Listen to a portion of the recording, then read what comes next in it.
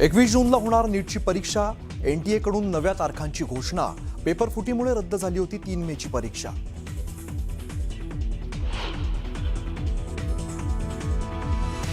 राज्यात पेट्रोल डिझेलच्या दरामध्ये वाढ. पेट्रोल 3 रुपयांनी तर डिझेल 3 रुपये 14 पैशांनी महागलं. मुंबईत पेट्रोल 106 रुपये 50 पैसे प्रति लिटर.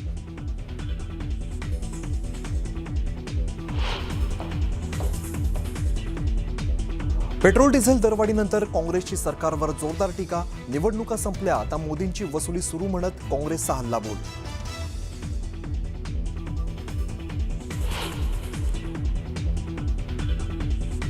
मुंबईत आजपासून 15% पाणी कपात. मुंबईच्या धरण क्षेत्रात फक्त 22% पाणीसाठा शिल्लक.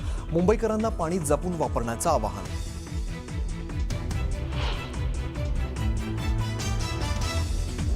मीरा भाईंदरची 254 एकर जागा खासगी कंपनीला देणार नाही. महसूल मंत्री चंद्रशेखर बावनकुळेंचा आक्रमक पवित्रा. हायकोर्टाच्या आदेशांमुळे 254 एकर जमीन गेली होती खासगी कंपनीच्या कशात.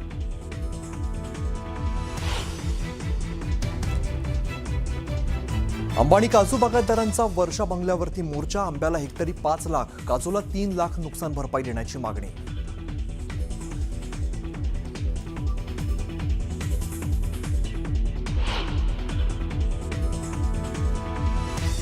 पुण्यातील नामांकित रुग्णालयाबाहेर बॉम्ब ठेवल्याचं प्रकरण. पुणे ATSने आरोपीला नागपुरातून केली अटक.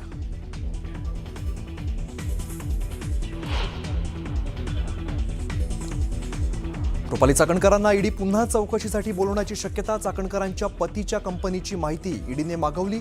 चाकणकरांचे तपासातील दावे आणि चौकशीतील माहितीचा होणार सखोल तपास.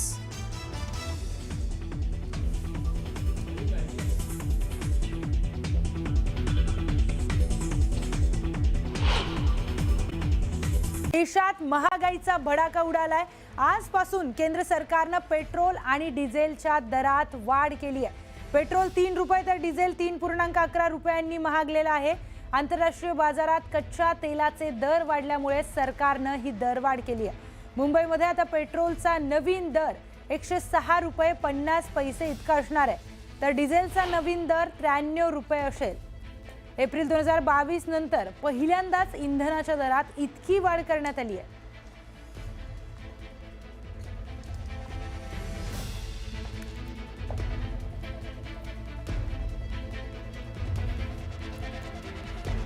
तर देशामध्ये महागाईचा भडका उडाल्याचं चित्र पाहायला मिळतंय. आज पेट्रोल आणि डिझेलच्या दरामध्ये सरकारने वाढ केल्याचं चित्र समोर आलेलं आहे. पेट्रोल 3 रुपये तर डिझेल 3.11 रुपयांनी महागलंय. आंतरराष्ट्रीय बाजारामध्ये वाढलेल्या कच्च्या तेलाच्या दरांमुळे तेल कंपन्यांचा तोटा कमी करण्यासाठी ही दरवाढ अटळ असल्याचं देखील काही दिवसांपूर्वीच सरकारने सांगितलेलं होतं. तर CNGच्या दरात देखील मुंबईमध्ये 2 रुपयांची वाढ झाली आहे. मुंबईत आता CNGचा दर 84 रुपये इतका झालाय. तर दुधाच्या किमतींमध्ये देखील वाढ झाली आहे. अमूल आणि मदर डेअरी या देशातील 2 प्रमुख दूध उत्पादक कंपन्यांनी दरामध्ये 2 रुपयांची वाढ केली. यामुळे गृहिणींचं बजेट मात्र कोलमडणार आहे. तर सोनं आणि चांदीच्या आयात शुल्कात देखील सरकारनं 15% वाढ केली आहे. यामुळे सोनं आणि चांदीचे दरही मोठ्या प्रमाणामध्ये वाढलेले आहेत. सोनं चांदी खरेदी करणं आता आवाक्याबाहेर जाऊन पोहोचणार आहे.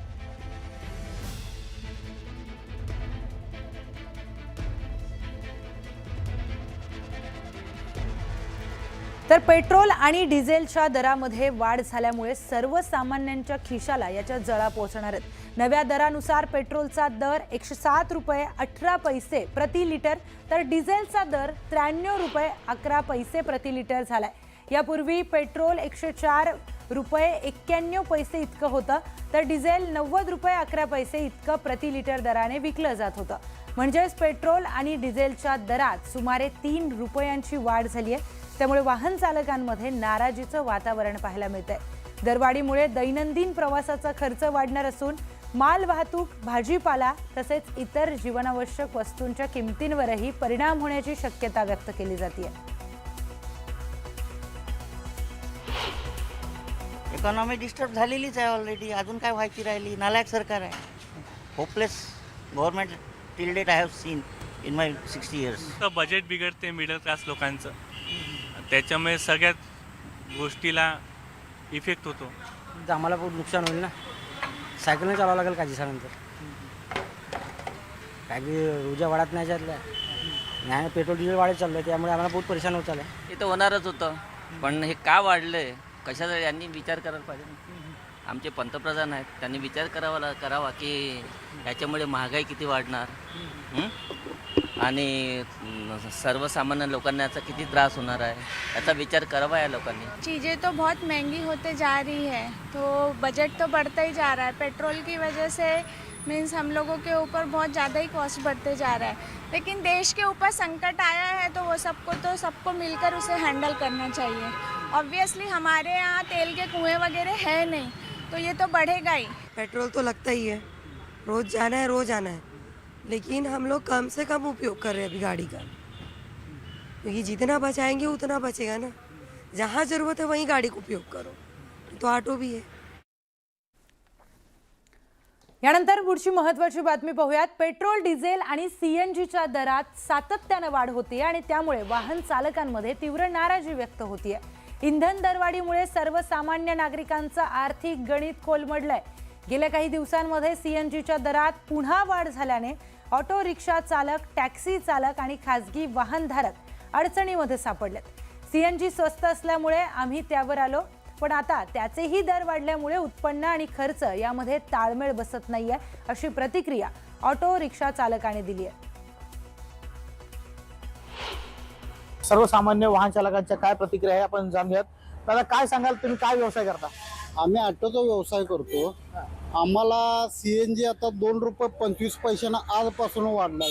देशाचे पंतप्रधान सांगतात सोने चांदी दागिने खरेदी करू नका आणि सीएनजी वापरा म्हणतात, पण सीएनजीचे रेट आता इतके वाढलेले आहेत की ते सर्वसामान्य लोकांना, ऑटोवाल्यांना, कारवाल्यांना नाही परवडत.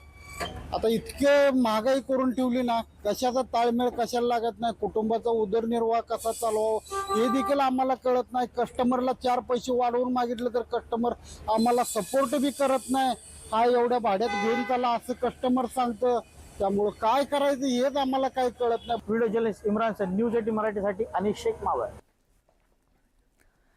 तर देशातील सगळ्या नागरिकांना, देशवासियांना पंतप्रधान नरेंद्र मोदी यांनी इंधन बचतीवर केलेलं आवाहन आणि दुसरीकडे आपण बघतोय काल रात्रीपासून वाढलेले सीएनजीचे भाव, यामुळे सर्वसामान्यांसहित व्यावसायिक वाहन चालक यांनी संताप व्यक्त केलाय. रायगडमधील बहुतांश सीएनजी पंपांवर अजूनही वाहनांच्या मोठ्या रांगा लागलेल्या आहेत. सीएनजी भरण्यासाठी या रांगा लागल्यात. सर्वसामान्य रिक्षा चालक, टेम्पो चालक यांनी या निर्णयावर संताप व्यक्त केलाय. पेट्रोलच्या तुटवड्यामुळे नाईलाजास्तव या वाहन चालकांना तासनतास सीएनजी पंपावर रांगेमध्ये उभं राहण्याची वेळ आली आहे.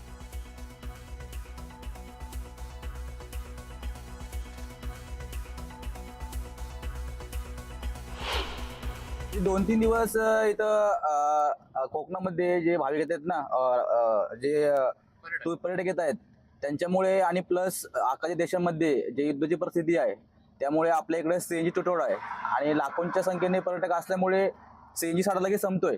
त्यामुळे पंपावरती तास 2-2, 3-3 तास लाईनमध्ये आम्हाला बरोबर होते. जो पेट्रोल जो आहे तो 200 रुपयाचा टाकला होतो बाईकमध्ये, काही ठिकाणी 300 रुपयाचा टाकला होतो, काही ठिकाणी टाके फुल करून दिले जात आहे.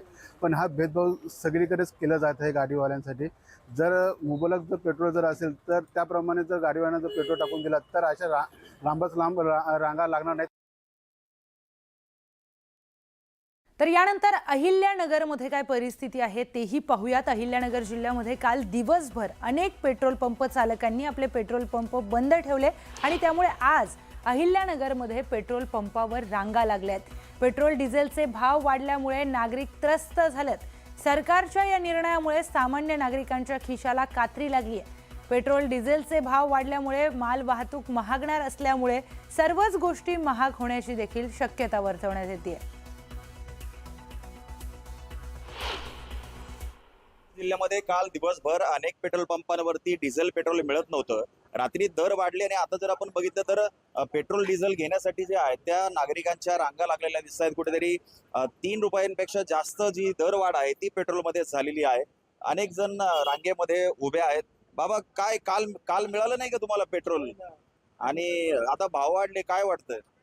काय आता सरकार काय करेल त्याच्यावर आपलं काय नाही. नाही, पण निर्णय योग्य आहे का?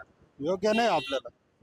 नक्कीच आपण बघितलं आणखी काही जण आहे 3-4 रुपये दर वाढलेत पेट्रोलचे, डिझेलचे पण वाढलेत. काय वाटतं योग्य आहे निर्णय? निर्णय हा तर योग्य नाही. सामान्य जनतेला याचा त्रास होतोय साहेब, कारण की प्रत्येक माणसाला पेट्रोल डिझेल ही जीवनावश्यक गरज आहे.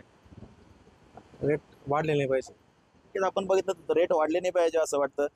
3-4 दिवस 3-4 वर्ष खरं तर रेट वाढलेले नव्हते, आता रेट वाढलेले आहेत. काय वाटतं निर्णय योग्य आहे का रेट वाढवले? योग्य नाही हा निर्णय. काय परिणाम होणार आहे याचा काय वाटतंय? याच्या आता परत रेट वाढणार आहे 15 रुपयांनी. या निर्णय योग्य नाही.